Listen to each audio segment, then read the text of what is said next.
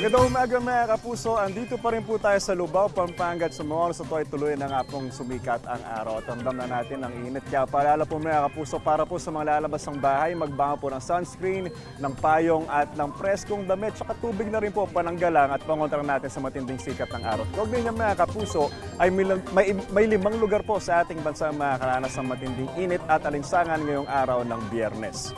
Ayon po sa Pag-asa, posibleng umabot sa danger level na 44 degrees Celsius na heat index o damang init sa Sangli Point, Cavite. 43 degrees Celsius naman po sa Dagupan, Pangasinan, habang 42 degrees Celsius sa Tayabas, Quezon, Roas, Capiz at sa Dumangas, Iloilo.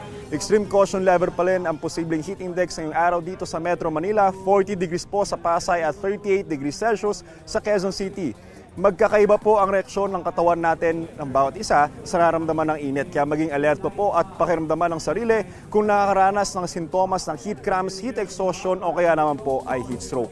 Agad magpadala sa pinakamalapit na klinik o ospital kung kinakailangan. Paalala po mga kapuso, stay safe and stay updated and stay hydrated. Masalo na po ngayon na sobrang init. Ako po si Anjo Pertera, yung unang Hirit Weather Presenter.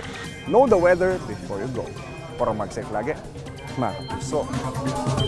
Kapuso, huwag magpapahuli sa latest news and updates. Maging una ka sa balita at mag-subscribe sa YouTube channel ng GMA Integrated News.